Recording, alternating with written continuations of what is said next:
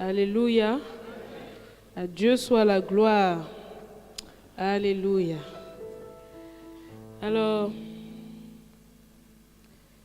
bienvenue dans la présence du Seigneur. Que le Seigneur nous bénisse en ce jour merveilleux. Et nous allons partager la parole de Dieu ce matin.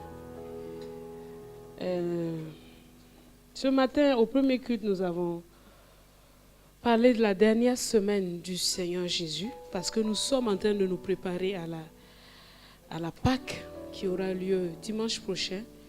Et c'est cette œuvre de la croix qui nous a rachetés et qui nous a permis d'être là en ce jour. Sans la mort et sans la résurrection de Jésus, aucun de nous n'aurait pu être là. Et à partir de mardi, nous avons séminaire ici, séminaire de Pâques, sur le thème de l'apport de la résurrection dans l'œuvre de la croix. C'est-à-dire, nous allons mettre un focus sur la résurrection pour comprendre qu'est-ce que la résurrection apporte dans nos vies. Et notre pasteur Doudou n'est pas là, il est en retraite pour se préparer à ce temps de la parole. Alléluia. Et ce matin, en ce moment, par la grâce de Dieu, nous allons continuer à parler de la dernière semaine du Seigneur Jésus.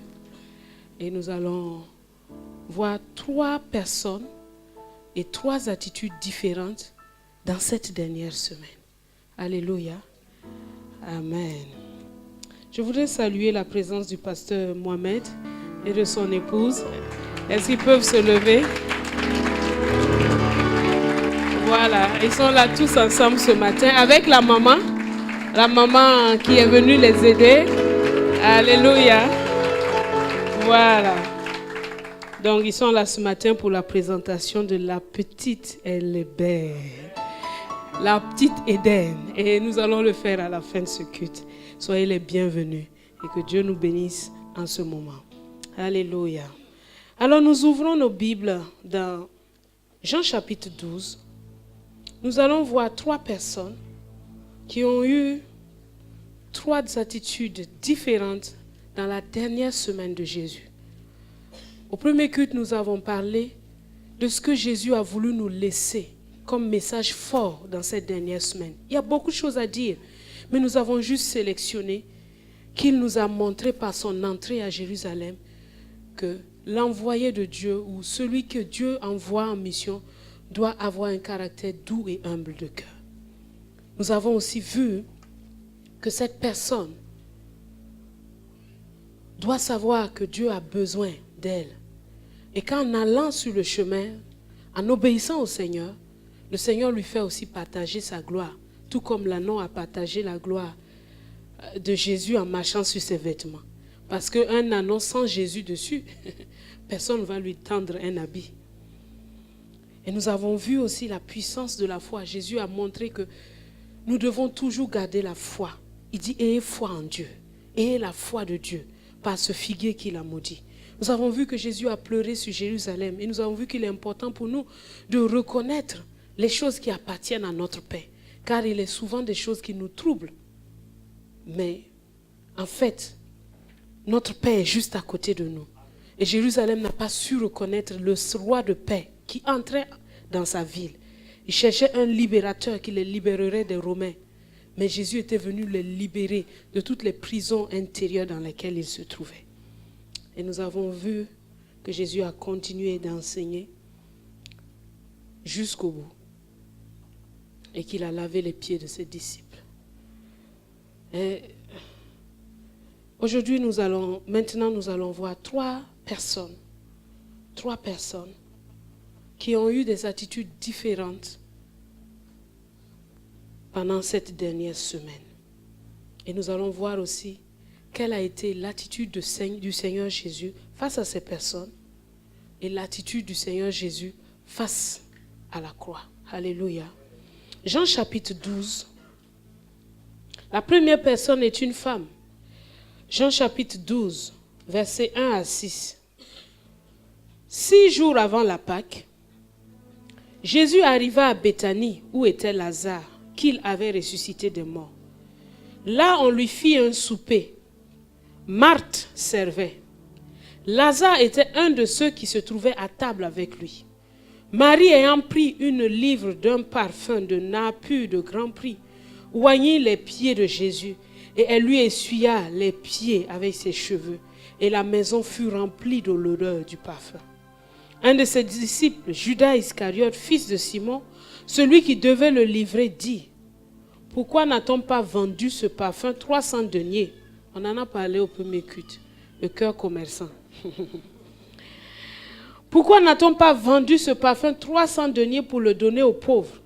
Il disait cela, non qu'il se mit en peine des pauvres, mais parce qu'il était voleur, et que tenant la bourse, il prenait ce qu'on y mettait. Mais Jésus dit: laissez-la garder ce parfum pour le jour de ma sépulture. Vous avez toujours les pauvres avec vous, mais vous ne m'avez pas toujours. Alléluia. Voici la première personne, sa manière de réagir face à Jésus. Elle vient avec ce qu'elle a de plus précieux et elle le déverse aux pieds du Seigneur. Elle s'appelle Marie. On ne sait pas ce que Jésus a fait pour elle. Lazare, on sait. Jésus l'a ressuscité des morts. Marthe, elle aimait Jésus à sa façon, en le servant, en lui faisant des bons poulets rôtis. Mais Marie, voici une femme qui apporte aux pieds du Seigneur un parfum de grand prix. Et elle le déverse à ses pieds. Voici la première attitude. Une attitude qui a su reconnaître en Jésus un roi qui mérite le meilleur. Le roi qui mérite le meilleur de nos vies. Le meilleur de ce que nous possédons. Et Jésus la défend. Jésus dit: laissez-la faire. Laissez-la faire. Jésus est dans une semaine cruciale. Il va vers la mort. Et chaque jour, il a dit à ses disciples: voici le Fils de l'homme sera crucifié. Il sera rejeté. Il sera crucifié par les principaux sacrificateurs. Il sera mis à mort et il ressuscitera 3 jours plus tard. Jésus sait que ce n'est pas une partie de plaisir. Jésus sait. Alors son âme est aussi dans une lutte. Mais voilà une femme qui vient lui apporter l'adoration. Qui vient lui apporter le plus grand trésor qu'elle puisse avoir. Quelle est ton attitude face au Seigneur? Quelle est ton attitude face au Seigneur? Est-ce que tu lui apportes ce que tu as de plus précieux? Est-ce que tu sais discerner ce dont il a besoin? La première attitude. La deuxième attitude se trouve dans Luc chapitre 22. Lui, c'est quelqu'un d'autre. Vous allez le voir. Luc chapitre 22, versets 47 à 53.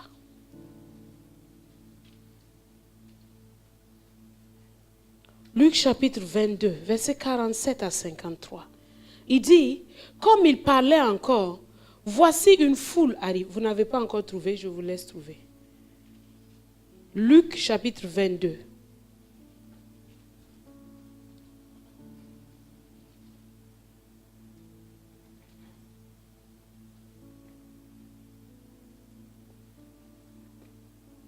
Luc 22, 47 à 53.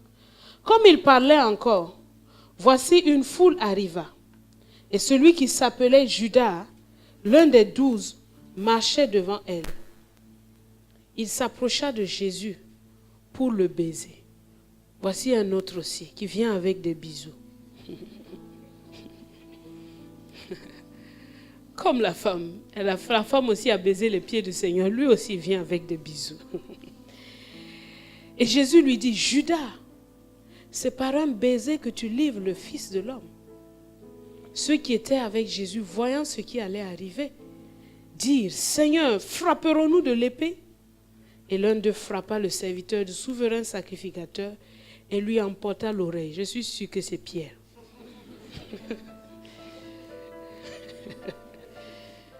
Mais Jésus, prenant la parole, dit, laissez arrêter.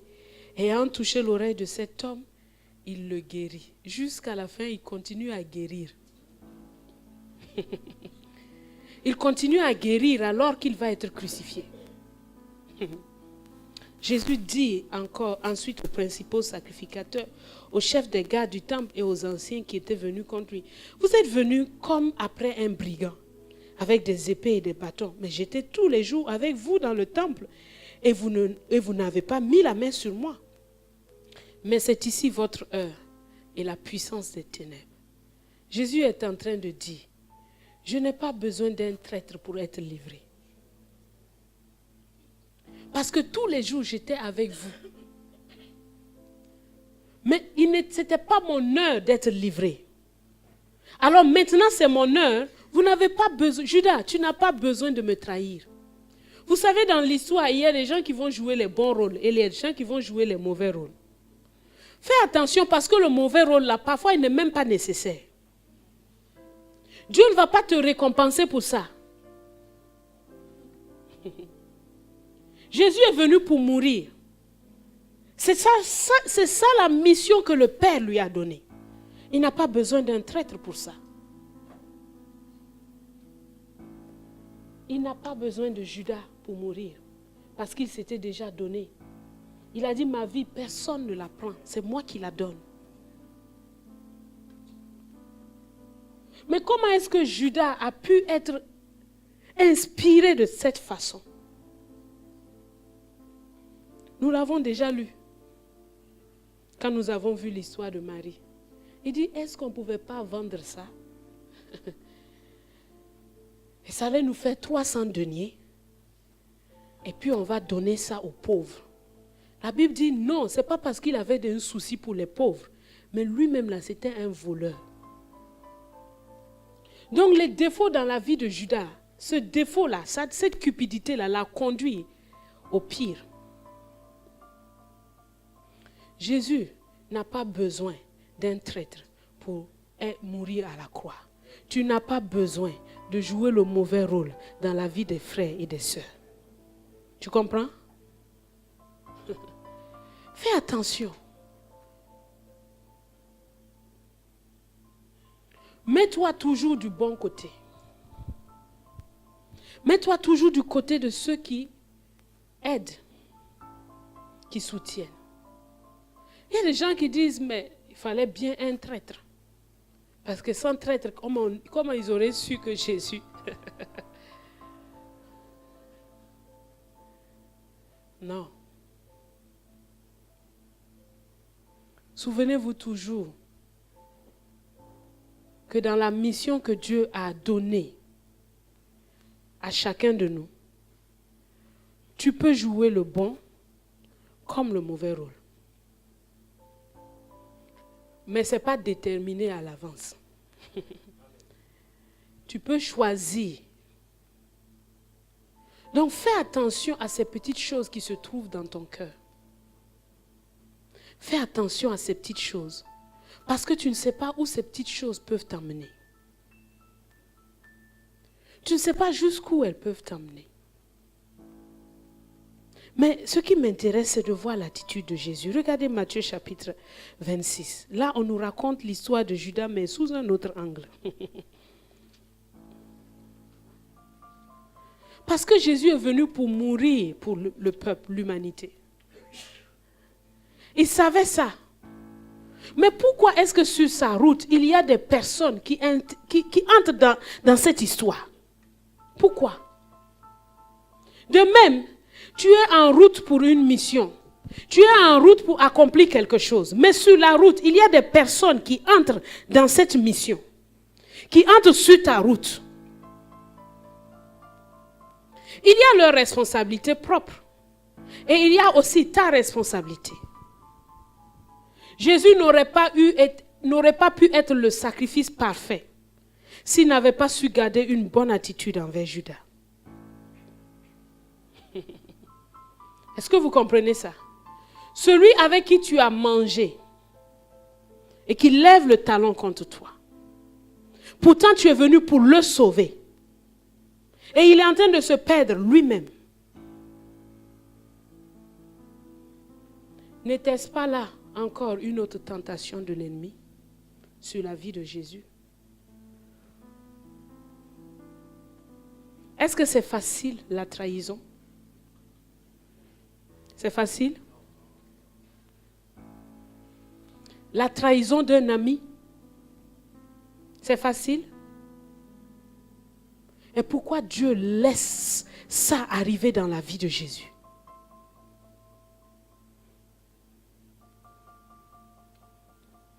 Pour que nous ayons aussi à notre tour un modèle à suivre face à la trahison. As-tu été trahi? Ou es-tu en train de trahir? Ou es-tu en train d'être trahi? Dans tous les sens du terme. Tu peux avoir du courage dans la parole. Parce que Jésus, lui, il a été trahi. De la pire façon que ce soit. Mais regardez comment il a réagi. Matthieu chapitre 26.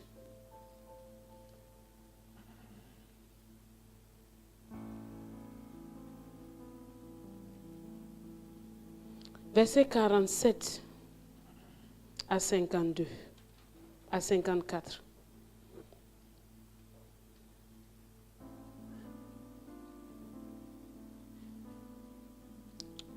Comme il parlait encore, voici Judas, l'un des 12, arriva, et avec lui une foule nombreuse armée d'épées et de bâtons, envoyée par les principaux sacrificateurs et par les anciens du peuple.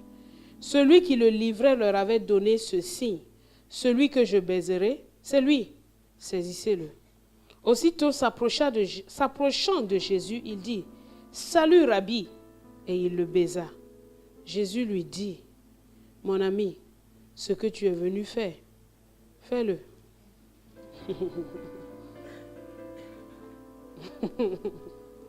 Mon ami, ce que tu es venu faire, fais-le. Alors ces gens s'avançaient, mirent la main sur Jésus et le saisirent. Regardez l'attitude de Jésus. Il dit: mon ami, ce que tu es venu faire, il faut le faire. Est-ce que c'est facile?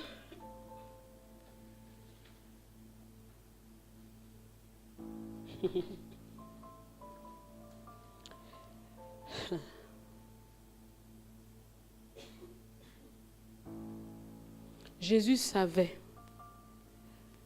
que Dieu lui avait tout remis. Jésus savait que Dieu lui avait donné une mission et qu'il va l'accomplir. Jésus savait que Judas ne pouvait rien contre sa vie. Jésus savait que ce n'était pas Judas qui le livrait, mais lui-même qui se donnait. Quand tu sais ça, est-ce que tu as besoin de haïr quelqu'un? Quand tu es en mission, quand tu es en route, en train de faire pleinement ce que Dieu t'a donné, si tu fais face à la trahison, rappelle-toi de qui t'a envoyé. Rappelle-toi de ce qu'il t'a envoyé faire et reste fixé dessus. Ne laisse pas quelqu'un venir te détourner de ce que tu es venu faire. Ne laisse pas quelqu'un mettre des mouches mortes dans ton onction, dans ton huile. Jésus est capable de dire encore à Judas, mon ami. Et ce Jésus-là, il habite en toi, il habite en moi. Alors toi et moi, nous sommes aussi capables.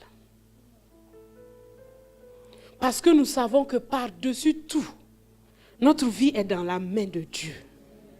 Et c'est lui qui guide notre vie dans tous ses pas. Tant que ma vie est dans la main de Dieu, la trahison ne peut rien contre moi. Si je sortais de sa main, alors là j'ai des problèmes. Mais tant que ma vie est dans sa main, aucun homme ne peut me nuire. Et tant que j'ai cette pensée-là, je ne pourrai haïr personne.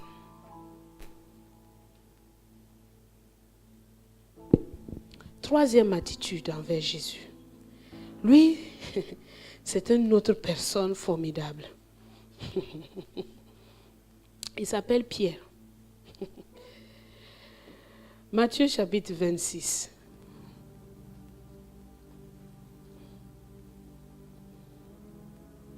Verset 69. Cependant, Pierre était assis dehors dans la cour. Une servante s'approcha de lui et dit, « Toi aussi, tu étais avec Jésus le Galiléen. » Mais il le renia devant tous, disant, « Je ne sais ce que tu veux dire. » Comme il se dirigeait vers la porte, une autre servante le vit et dit à ceux qui se trouvaient là, « Celui-ci était aussi avec Jésus de Nazareth. » Il le nia de nouveau avec serment, « Je ne connais pas cet homme. »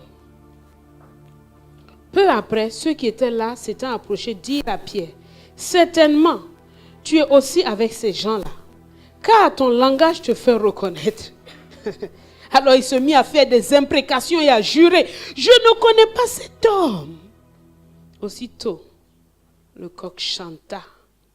Et Pierre se souvint de la parole que Jésus lui avait dite, « Avant que le coq chante, tu me renieras 3 fois. » Quand vous lisez verset 34, c'est là où on parle du reniement de Pierre, de Pierre qui dit, même si tout le monde fuyait, moi, versets 33 et 34, moi je vais rester ferme.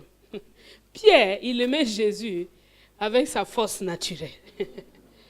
Donc, il savait seulement dire il savait se proclamer. Vous voyez, lui il était fort dans la proclamation. Il dit, moi je serai toujours avec toi tous les jours de ta vie. Je ne vais jamais te lâcher. Ceux-là, ce sont des peureux. Le jour où on a marché sur la barque, quand tu as dit, viens, moi seul je suis sorti. Et tout ça, c'est défini. Oh non, moi je suis trop fort. Lui, il avait confiance. Et souvent, nous sommes comme ça. Nous nous appuyons sur nos forces naturelles pour faire des déclarations d'amour à Dieu. Non, mais dès que ça arrive, quoi, non. Moi, tous les jours, je vais te louer. Mais dès que survient une tribulation, on ne sait plus où la proclamation là est partie. La proclamation est partie dans les chaussettes. Là maintenant, on dit quoi? Ah, aide-toi et le ciel t'aidera. Là, on ne sait plus où Dieu se trouve.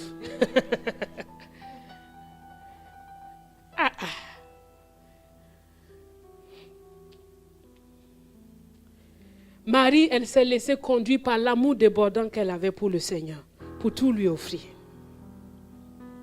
Judas s'est laissé conduire par sa cupidité. Et il a joué le mauvais rôle alors qu'il n'avait pas besoin de le faire.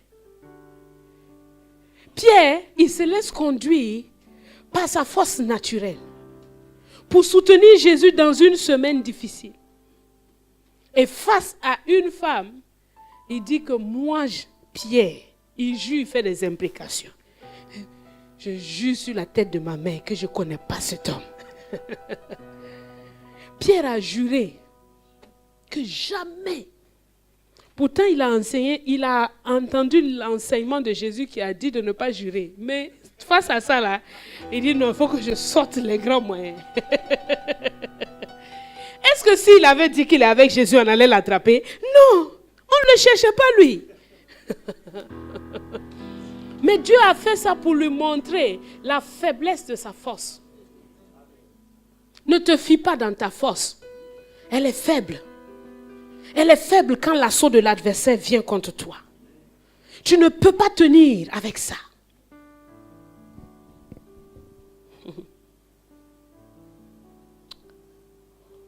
La proclamation est une bonne chose. Elle est une chose excellente. Mais, regardons Jésus. Matthieu chapitre 26, verset 30 à 46. Nous allons nous appesantir sur cet aspect avant de terminer le message. Après avoir chanté les cantiques, il se rendit à la montagne des Oliviers.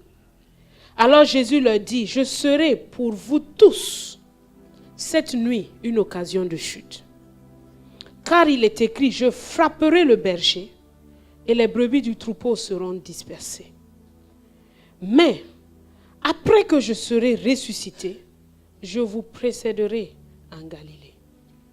Pierre prenant la parole lui dit, quand tu seras pour nous, pour tous, une occasion de chute, tu ne le seras jamais pour moi.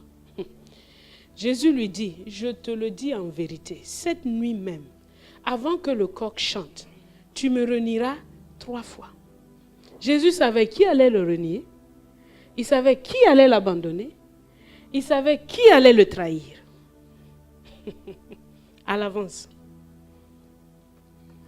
Pierre lui répondit, quand il me faudrait mourir avec toi, je ne te renierai pas. Et tous les disciples disent la même chose. Là-dessus, Jésus alla avec eux dans un lieu appelé Gethsémane. Et il dit aux disciples, asseyez-vous ici, pendant que je m'éloignerai pour prier. Il prit avec lui Pierre et les 2 fils de Zébédée. Et il commença à éprouver de la tristesse et des angoisses. Il leur dit alors, mon âme est triste jusqu'à la mort. Restez ici et veillez avec moi. Mais ayant fait quelques pas en avant, il se jeta sur sa face et pria ainsi, mon Père, s'il est possible que cette coupe s'éloigne de moi. Toutefois, non pas ce que je veux, mais ce que tu veux. Et il vint vers les disciples qu'il trouva endormis. Et il dit à Pierre, vous n'avez pas pu veiller 1 heure avec moi? Veillez et priez, afin que vous ne tombiez pas dans la tentation. L'esprit est bien disposé, mais la chair est faible. Il s'éloigna une seconde fois et pria ainsi, mon Père, s'il n'est pas possible que cette coupe s'éloigne sans que je la boive, que ta volonté soit faite. Il revint et les trouva encore endormis car leurs yeux étaient appesantis. Il les quitta et s'éloigna. Il pria pour la 3e fois, répétant ces mêmes paroles. Puis, il alla vers ses disciples et leur dit, vous dormez maintenant et vous vous reposez. Voici l'heure est proche et le Fils de l'homme est livré aux mains des pécheurs. Levez-vous et allons. Voici, celui qui me livre approche. Alléluia. Gethsémane a précédé Golgotha. Et dans ta vie, dans ma vie, Gethsémane précédera toujours l'accomplissement de la volonté de Dieu. Pierre n'est pas passé par Gethsémane. Pierre s'est contenté de proclamer, sans plier le genou. Dieu fait naître toujours des grandes choses dans le lieu secret, dans l'angoisse et dans la tristesse. Il n'y a rien qui naisse et qui puisse vivre longtemps sans cette angoisse et cette tristesse, sans cette prière de supplication, sans cette prière, ce travail dans la prière. Tu ne triomphes pas toujours alors que tu fais des proclamations parce que tu ne prends pas le temps de prier et de prier encore et encore jusqu'à avoir cette note de victoire. Jésus a eu la note de victoire avant de se lever. Il ne s'est pas juste levé parce qu'il connaît la volonté de Dieu. Il connaît la volonté de Dieu, mais la volonté de Dieu et lui, sa capacité était différente. Alors il sait, il va dans le lieu secret. Mon ami, mon frère, il faut que nous revenions à ce lieu pour enfanter des choses, à ce lieu pour enfanter des choses. Tant qu'il n'y a pas ça dans ta vie, mon ami, tu peux rire, Jésus a fini de chanter, mais après avoir chanté, il faut prier. Et prier avec ferveur. Prier dans une angoisse et dans une tristesse. Comme une femme en travail. Elle est en train d'enfanter quelque chose. Quelque chose qui doit porter, qui doit être éternel. Mais il faut qu'elle fasse le travail de l'enfantement. Il faut que les douleurs la saisissent. Il faut qu'elle reste au pied du Seigneur. Jusqu'à ce que Christ soit formé. C'est ainsi, c'est là à Gethsémane que tout a été accompli pour nous. Si Jésus n'était pas passé par Gethsémane, à Golgotha, il n'aurait pas eu la force. Il n'aurait pas eu cette force-là. Pourtant, depuis qu'il est venu, il continue à proclamer, à dire, mes amis, je suis venu pour mourir. Mes amis, je suis venu pour mourir et pour ressusciter. Mais pour passer par là, il a fallu Gethsémane. Tu te plains que ce que tu enfantes n'est pas éternel, n'est pas durable. Es-tu passé par Gethsémane? Es-tu passé par ce lieu de travail, ce lieu de douleur, ce lieu d'angoisse? Es-tu passé là? Pierre a dormi là. Et Jésus est en train de nous dire, mes amis, il est un principe dans la vie que vous devez respecter. Vous avez beau proclamer, mais après la proclamation, il y a l'intercession, il y a la supplication, il y a la consécration à Dieu. Et ça, ce n'est pas avec joie. Ce n'est pas avec joie. C'est jamais avec joie. Non, c'est dans les pleurs et dans les larmes. C'est pour ça que Hébreu me dit que Jésus, dans les jours de sa chair, a présenté à Dieu avec des grands cris, des prières et des supplications à celui qui pouvait le sauver de la mort. Mon ami, mon frère, nous sommes en train de nous préparer à la Pâque. Si tu veux un renouveau, voir la puissance de la résurrection opérer dans ta vie, il faut que tu passes du temps dans cette prière et dans cette supplication. Il ne suffit pas de savoir ce que Dieu veut pour moi. Il ne suffit pas de le savoir. Il ne suffit pas de le proclamer. Il faut l'enfanter. Et cet enfantement se passe nulle part que dans la prière. Là où tu es face à Dieu, face à toi-même. Et là où cette angoisse te saisit, parce que tu sens que tu vas devoir te séparer de quelque chose. Là où cette angoisse te saisit, parce que tu sens qu'on doit t'arracher quelque chose. Là où cette angoisse te saisit, parce que tu sais que tu vas souffrir. C'est parce que Jésus a déjà souffert dans le lieu secret. Et qu'il a triomphé, qu'il a pu endurer en public. C'est parce que Jésus a été exaucé dans le lieu secret qu'il a pu ressusciter Lazare. De la même façon, quelles que soient les choses qui nous arrivent, il faut que tu les vois dans le lieu secret. Il faut que tu les vois dans le lieu secret. Tu as une réunion compliquée. Il faut que tu vois la réunion dans le lieu secret. Il faut que tu y ailles et que tu pries jusqu'à ce que tu vois la réunion. Tu la vois se dérouler et qu'elle se termine à ta faveur. Tant que tu n'as pas vu, tu ne t'arrêtes pas. Parce que si tu dois voir l'invisible pour accomplir l'impossible, il faut que tes yeux s'ouvrent. Et tes yeux ne s'ouvriront seulement que dans le lieu secret. On peut te donner une parole prophétique, mais mon ami, mon frère, il faut que tu l'enfantes. Il faut que tu l'enfantes dans la prière. Il faut que tes entrailles soient saisies et que tu commences à l'enfanter dans la prière et dans le gémissement. Là, personne ne peut t'aider. Personne. On peut venir te proposer des chants. On peut te venir te proposer des choses, mais rien à faire. Il faut que ce que Dieu a mis en toi sorte. C'est là le secret de Jésus. Ce que Pierre ne savait pas. Pierre n'a pas pratiqué ça. Il n'a pas pu tenir. Cela est nécessaire pour notre vie. C'est pour ça que Jésus l'a inscrit. À l'heure de l'épreuve, à l'heure dangereuse, mon ami, ne va pas regarder un film. Ne va pas te détendre quand c'est l'heure. Non. Non. Ce n'est pas le moment de regarder un film. C'est le moment d'enfanter. C'est le moment d'enfanter. Et enfanter quelque chose qui va tenir pour l'éternité. C'est le moment de laisser la tristesse t'envahir malgré tout, pour que la joie vienne. Parce que la femme, après avoir enfanté, elle éprouve une grande joie, mais elle a accepté la tristesse d'avant. Ce principe reste valable. Jésus a réussi à Gethsémani, à Golgotha, parce qu'il a réussi à Gethsémani. On me dit qu'il a prié 3 fois. Ça veut dire qu'il a prié avec insistance. Pierre a dit qu'il a prié, il a dit à Dieu, éloigne de moi. 3 fois j'ai prié pour que ce truc s'éloigne de moi. Et Dieu m'a dit, ma grâce te suffit. C'est-à-dire qu'il a prié avec insistance.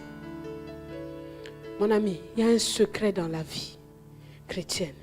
Il faut voir l'impossible. Il faut voir dans l'invisible pour pouvoir le faire. Il faut le voir. Tant que tu ne l'as pas vu, n'arrête pas de prier. Tant que tu n'as pas cette note de victoire dans ton cœur, n'arrête pas de prier. Tant que tu n'as pas vu que cette mission que Dieu m'a donnée d'accomplir, ça y est, je l'ai obtenue dans l'esprit, n'arrête pas de prier. Parce que si tu vas sans l'avoir obtenue, tu n'auras rien dans le naturel. Parce que tout commence dans l'invisible. Tout commence dans l'invisible. Le visible vient de l'invisible. En cette semaine, apprends à enfanter. Apprends à veiller. Apprends à prier. Apprends à veiller. Apprends à prier. Apprends à veiller. Apprends à prier. Apprends à veiller. Apprends à prier. Cherche-toi des amis dans la prière qui peuvent t'encourager. Mais apprends à veiller, apprends à prier. Car c'est l'heure. C'est l'heure.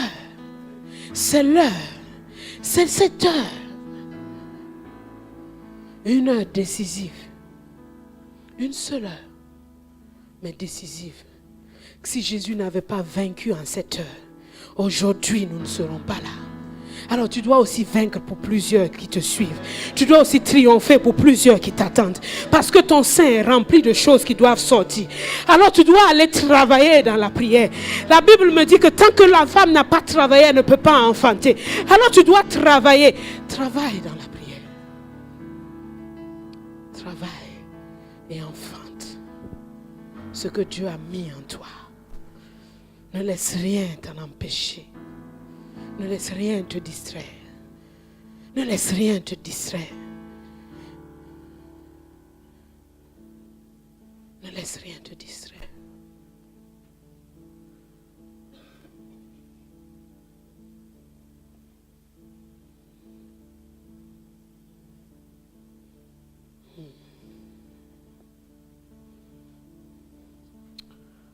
Alléluia. Prions le Seigneur.